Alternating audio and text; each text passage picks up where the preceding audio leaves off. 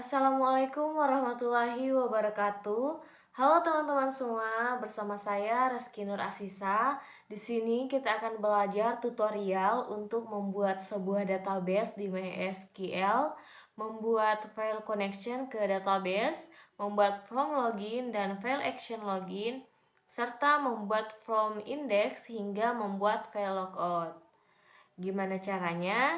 Yuk ikutin tutorial bersama saya. Oke, untuk pertama kita membuat database. Pertama, kita membuka exam dan kita mengaktifkan Apache terlebih dahulu. Oke, selain Apache, kita juga wajib mengaktifkan MySQL di exam. Nah, Apache ini itu berfungsi sebagai service untuk web server. Jadi Apache ini adalah service untuk web server. Sedangkan MySQL ini untuk database, karena sekarang kita sudah menggunakan database. Oke. Setelah itu nanti kita akan membuat database-nya ya, dengan mengetik localhost php myadmin. Nah, php myadmin ini untuk masuk ke MySQL-nya, yang dimana php myadmin ini itu mengolah MySQL. Nah, untuk membuat database itu kita tinggal klik new, mengisi nama database. Di sini kita isi mahasiswa. Kemudian kita klik create. Nah, database ini tuh berfungsi untuk menyimpan data. Nah, datanya itu berupa teks, karena di database ini tuh hanya menyimpan teks. Nah, ketika kita sudah membuat database, itu terdapat tabel dan kolom. Nah, di dalam database ini terdapat tabel, yang di dalam tabel itu terdapat kolom. Apabila kita sudah mengisi data, maka terdapat row data. Nah, di tabel ini kita itu membuat tabel user, dan untuk kolomnya kita sesuaikan dengan berapa kolom yang kita inginkan. Di sini kita ingin 5 kolom ya. Kemudian di kolomnya itu kita menginginkan kolom eduser, username, name, dan email serta password. Oke, di sini kita mengisi eduser, username, name, juga email bersama dengan passwordnya. Nah, oke.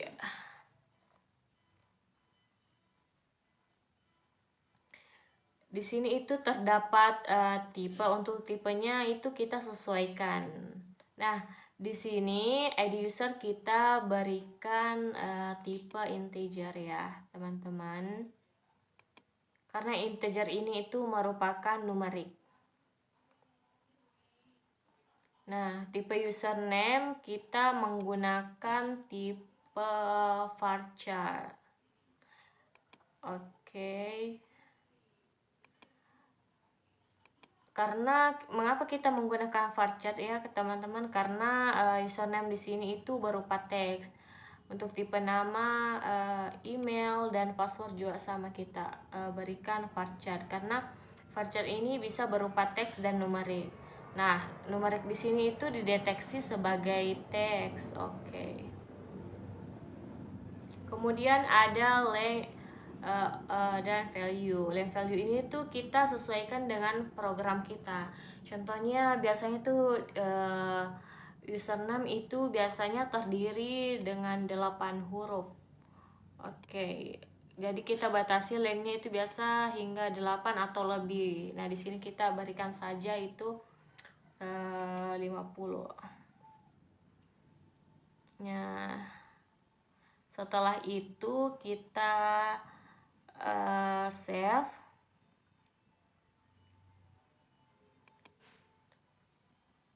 Oke, setelah kita save, perlu kita ketahui bahwa setiap tabel itu harus mempunyai field atau biasa kita katakan kolom unik agar kita bisa mengidentifikasi dari tabel tersebut apa itu yang unik.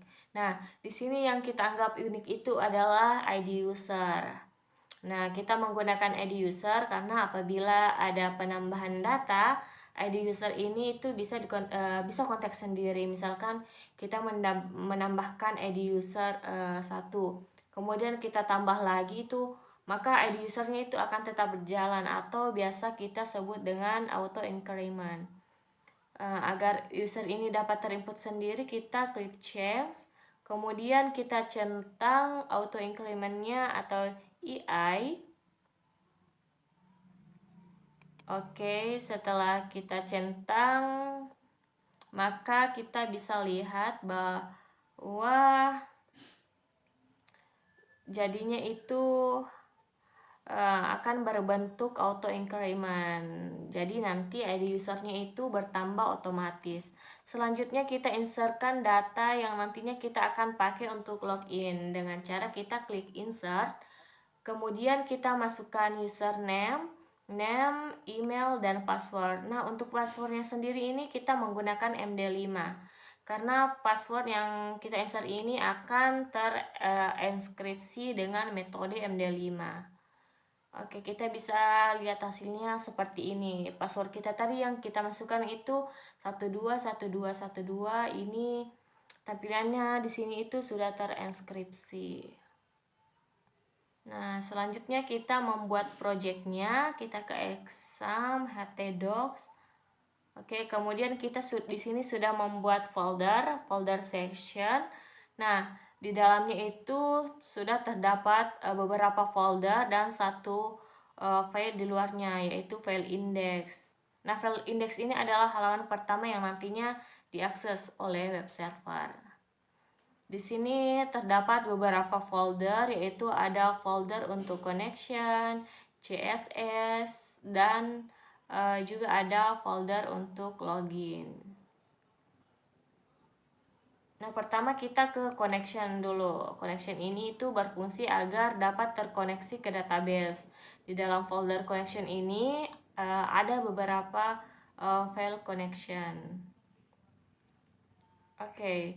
Pertama, kita mengkoneksikan web kita dengan MySQL ke database. Pertama, kita membuat variabel connect. Kemudian kita masukkan server kita. Dalam hal ini tuh dimaksud adalah localhost. Kemudian root ini itu merupakan username ya teman-teman. Dan di sini itu untuk passwordnya sendiri itu kosong. Kemudian mahasiswa ini merupakan database yang sudah kita buat tadi. Nah, ini database yang sudah kita buat tadi itu adalah mahasiswa.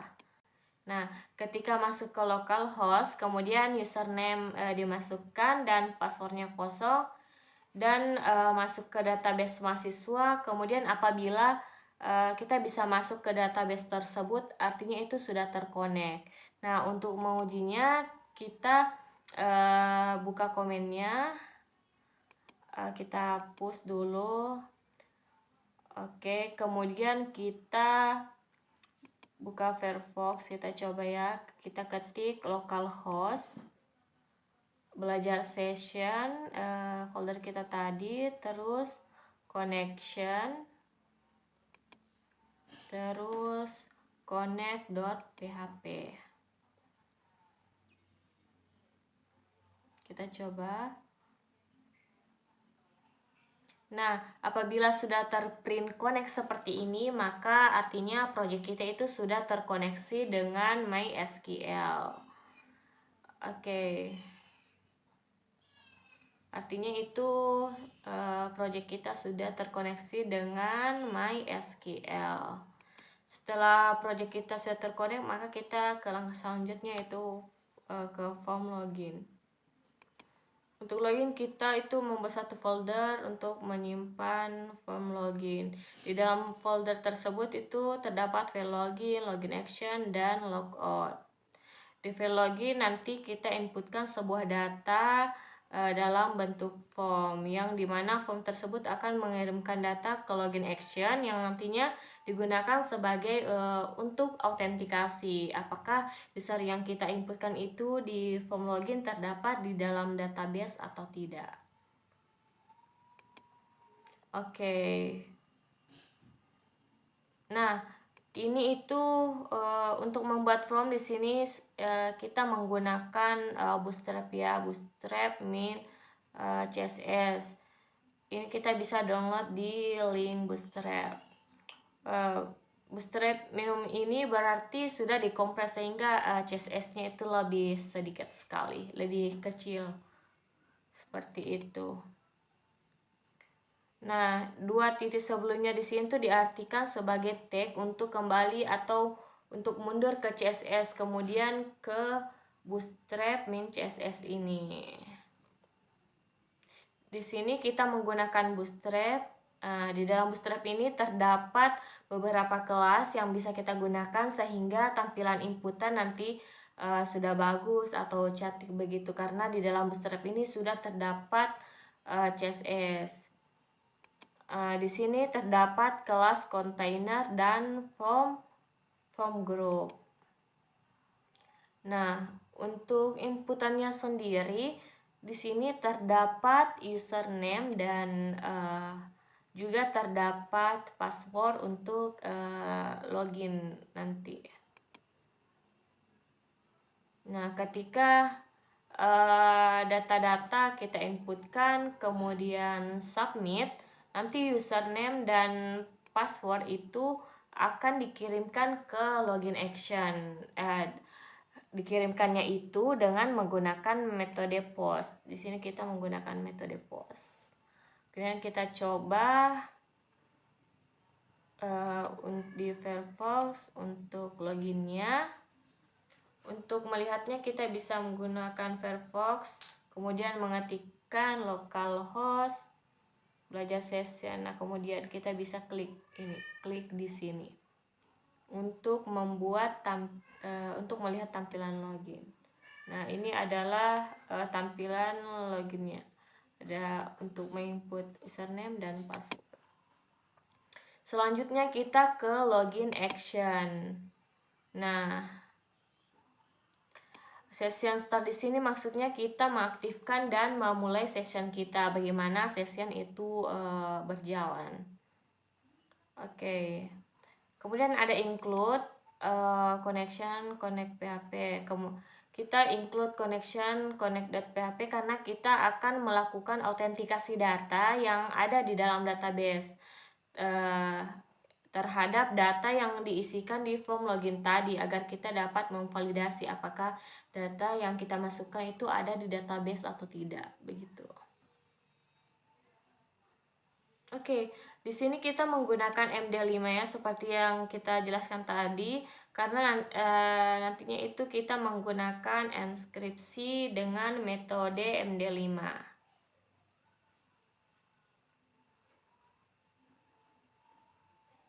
Di sini terdapat variabel yang berfungsi menyimpan nilai, yaitu ada variabel username untuk menyimpan username yang diinputkan, dan juga terdapat variabel password untuk menyimpan passwordnya. Oke, seperti itu. Nah, di sini kita membuat variabel SQL, kemudian kita jalankan untuk melakukan autentikasi, memvalidasi data. Apakah data tersebut itu terhadap database itu ada atau tidak, begitu. Ini adalah query. Untuk menjalankannya maka kita melakukan MySQL query yang ditampung dalam variabel hasil, seperti itu.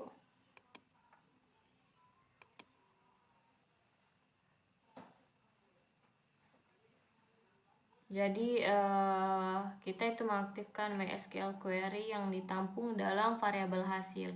Kemudian di sini terdapat kondisi jika jumlahnya lebih dari 0. Apabila datanya ada di database, otomatis jumlahnya itu lebih dari 0. Nah, apabila datanya tidak ada, maka jumlahnya adalah 0, yang berarti nanti akan mengkondisikan bahwa username atau password itu salah. Oke. Nah, di sini terdapat fungsi fetch assoc. Nah, fetch assoc ini adalah fungsi yang berfungsi mengambil data dari hasil query. Di sini juga terdapat beberapa session yang dimana id user yang kita masukkan ke session id user, username kita masukkan ke username, kemudian name kita masukkan ke session name, begitu pula dengan email kita masukkan ke session email.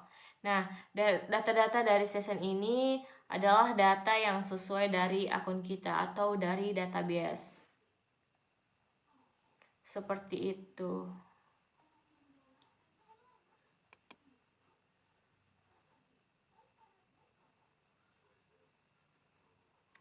Kemudian di sini juga terdapat header ya teman-teman. Header ini dimana otomatis akan mengarahkan kita ke file index, ke index.php kalau kita berhasil login. Apabila kita tidak berhasil login atau datanya tidak ada, maka otomatis username atau password itu salah. Akan mengeksekusinya itu seperti itu. Untuk mencoba login dengan password yang benar, kita klik, kita masukkan username kita tadi itu Raski, kemudian passwordnya itu 121212. Oke. Nah, di sini itu sudah terenskripsi dari password 121212 itu sudah terenskripsi dengan metode MD5. Kalau kita login, nah kita berhasil ke halaman indeks karena data kita itu ada di dalam database. Kemudian untuk melihat tampilan indeksnya, kita bisa ke halaman kode indeksnya.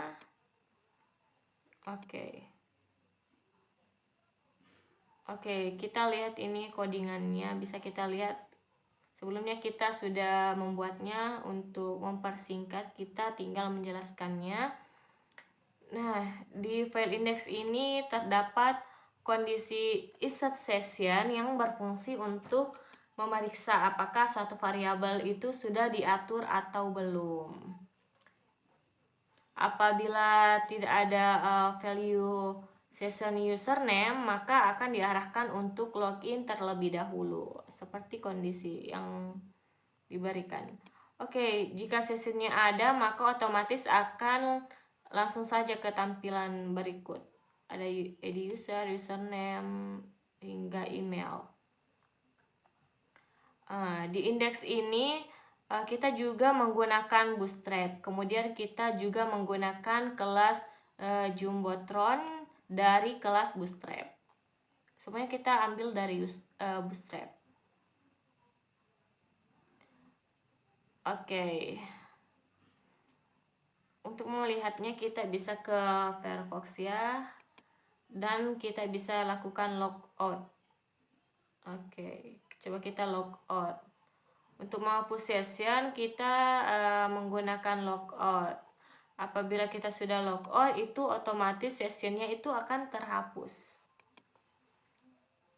Nah, untuk cara menghapus session, kita buat satu file di dalam folder login, yaitu file logout php. Nah, di sini ada dua teknik yang bisa kita gunakan untuk menghapus session. Oke, untuk unset dan yaitu ada dua metode, yaitu unset dan session unset dan session destroy. Unset ini itu digunakan ketika kita ingin menghapus secara spesifik, sedangkan kalau kita ingin menghapus semua session, kita menggunakan session destroy. Oke.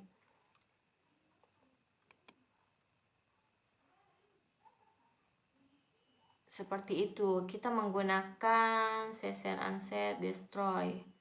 Nah, setelah dijalankan dan menghapus semua sessionnya, maka alurnya itu akan melink di login PHP, yang dimana kalau kita logout nanti secara otomatis akan mengarah ke menu login seperti ini.